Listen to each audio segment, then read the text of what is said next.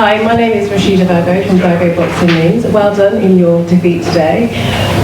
So, in your round, you had one of your supporters saying that, knock him down, take him down, and you did just that. Was there any round in particular that you thought, your opponent had got you, and, you felt it was quite a difficult round? I thought I systematically broke him down round by round, to be honest. I think, I battered him pillar to post, really, didn't I? I was surprised he lasted so long. Fair play to him. Do you know what I mean? He was a tough fella, and he had an hard head, I'll tell you that. My hands feel bloody busted, but what can I say? Maybe it's better to be bald. Maybe the cushioning don't do you no good. Do you know what I mean? What was your game plan going forward then, and did it change round by round? To be honest, no. Every time I went back, I just said to John, same again next round, and he told me little adjustments to make. But listen, I knew it was coming after about 3 or 4. I mean, I could just see it in his face, every time he tried to hit me, I'd make him miss. And I probably could have got him out there earlier. I did play with me food a little bit, I won't lie. But listen, when someone says you've got no boxing IQ, you've got to have a bit of fun with them, you know what I mean? Yeah. George, Ziggy for seconds out. Congratulations on another big victory. It's been a big 18 months for yourself, but I guess now having that title and being able to put that over your shoulder, how much does that mean to you? And obviously this chapter in your life as well, expecting a child. It's massive, man. Like I said before, I feel so blessed. But I work hard for this. And I feel like I'm just getting what I deserve. Before this fight, I already felt like I was just going to get what's mine anyway. Do you know what I mean? I deserve that.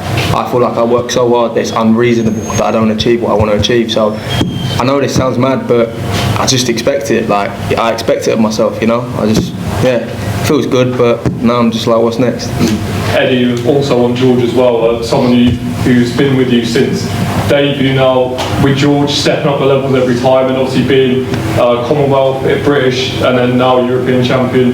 Are the seals off on George now? Are we letting him go all the way and got titles on the horizon? I don't think they need to be necessarily. I mean, I don't think we're in any rush to just gamble. If he was 28, 29, 30, but it's like you don't want to slow down someone's progression, because that's what makes him the fighter that he is, that he's taking these chances, but he's actually going through the levels very comfortably as well. So when you go through every level, you look at what's next. There are levels between Morello and a world champion, right? So you want to make sure you've got all bases covered before you do roll the dice. And because of his age, we don't really need to gamble, to be honest with you. I feel like he's going to get better and better, and he's 24 years old. But I think, in terms of British talents right now, he's right up there as one of the top talents. And these guys are good fighters. Dames is a great fighter.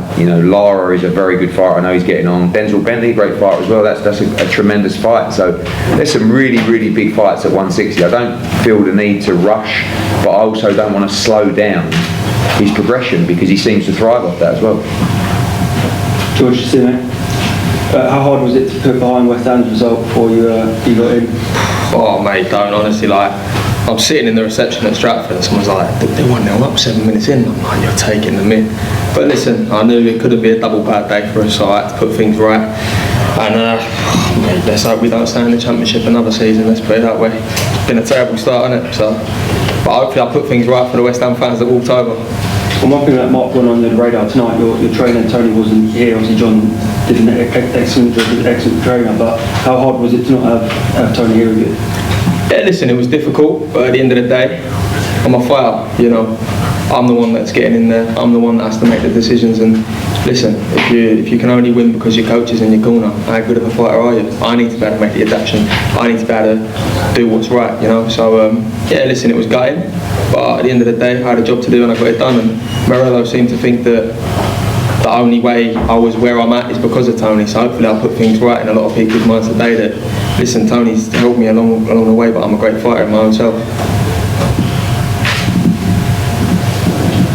George, first of all, congratulations that you're going to be a dad. Eddie, one to you on George's progression. Obviously, Denzel Bentley ringside tonight. I know that's a fight that he went home. Yeah, I couldn't believe it. I told him, don't go home. He went home? Yeah, he did, because he knew we were going to call him out. But I think he had somewhere. I actually listen. Yeah, he's a good guy. Denzel's a good fella. Do you know what I mean? Yeah. I interviewed him yesterday. He said that if the fight is there and it's offered to him, he'll take it. It looks like, or there's rumours that he's going to fight Liam Smith. He's saying you don't want to rush George, so is it maybe another fight before? Listen, that's down to George and Tony. I would be comfortable for him to fight Denzel Bentley next. I believe he's ready for that fight, but at the same time, we're only going to get better. Denzel, I saw some of his interviews. Look, he's doing what everybody would do in that position, which is, I've managed to get the world middleweight title. I just want to make money. So he's like, tell me what's the biggest fight. And the reality is, there are bigger fights out there at the moment and bigger names internationally than George Liddard. But that is a really big domestic fight for London. I mean, you've got the world middleweight champion from Britain fighting the British, Commonwealth and European middleweight champion. And they're both from London for the world middleweight title. I mean, that's history, that's legacy kind of stuff. So if the money makes sense for Denzel, I believe he'd take the fight. But I do also understand he's looking at George thinking, oh, why do I want to give this young whippersnapper an opportunity? I want to fight, I don't know, Canelo or I don't know, whoever's going to bring me in that kind of money is going to change my life forever. So we'll see. But I think that's a must-make fight for 26, but probably likely sort of first half of 27. And George, just on to you, obviously, after the Tyler Denny fight, you go back. What do you feel like was the biggest lesson that you learned from that fight that you took into tonight? Listen, Tyler Denny was my first experience southpaw in the pro ranks. I think it was always going to be kind of a learning fight. And listen, I nearly had him out of there a couple of times early, but I think I tried too hard that night. I tried too hard. It was my first time headlining the Copper Box. It was a big occasion for me, and I was only 23. As much as it's not an excuse. I think maybe it got to me and I tried too hard that night, but whatever happens, if you can learn from your victories, that's a great thing. So I learned a lot. I got the job done that night, and then we pushed on, and look what I did today against another experienced southpaw. I stepped up my game, and I won every round. I completely dominated, so I showed, I think, I put the whole world division at 160 on notice. George, congratulations. This is your second time in a row headlining at the Copper Box. Obviously, it's right next to West Ham Stadium, so it's ideal for you. First question to both of you, really. Do you think you're going to continue coming back here and seeing this place fill up, or could we see a fight elsewhere? How likely is it that George's next couple of fights? Well, I mean, George can answer that. It's definitely about London Stadium, but I would just like to say that actually, well done to Frank Smith and John Hill and the team, because on Saturday or Sunday, the message come in the group chat where they said York Hall was having to close. And I'm like, my God, we've got 1 week. And originally this place wasn't actually available. We wanted to come back here. But the problem is we went to York Hall, we sold it out within a week, which is 1,500 tickets.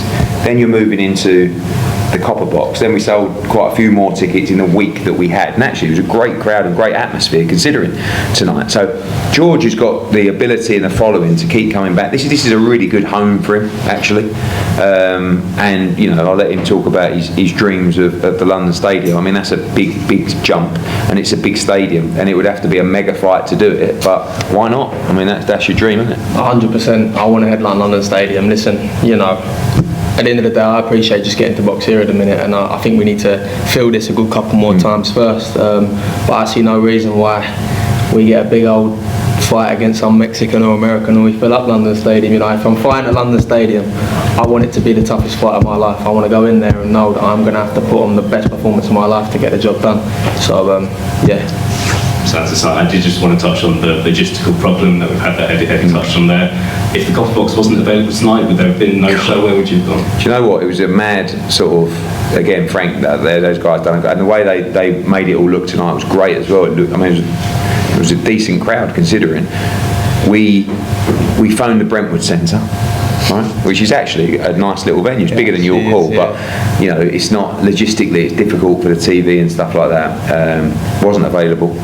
I actually thought to myself, we're going to have to do it in the garden again, right? Good, but the problem is we'd sold 1,500 tickets. I can't get 1,500 in the garden because the council wouldn't allow it, and I mean we would have had nightmares. So I thought about that, and then Billericay Town Football Club. Billericay Town Football Club, everything. But that was the first time ever, definitely in my career, I've ever known anything like that to happen. And the team done really well, because it's not like some people sort of in that situation go, are we going to call it off? It's like, don't be silly, we're going to find a way. And it cost us a few quid in the process, but we weren't turning around to these people and saying, sorry lads, I know you've trained for 10 weeks, but we're going to have a couple of month delay here. Just don't work like that. big thanks to everyone at the team for making this happen. Because like we say, me, Louis, Jimmy, we've all worked very hard for tonight. So for you to still pull it off, I'm very, very grateful. I hope no one turned up at your call as well. I bet someone did. You know someone did. I was actually thinking tonight. I said to the guys, have we emailed everyone? Because you know someone's turned up. I had someone text me this morning saying, has it moved to Copperbox? Oh my. Yeah, it has. You know someone turned up there. We'll get an email on Monday.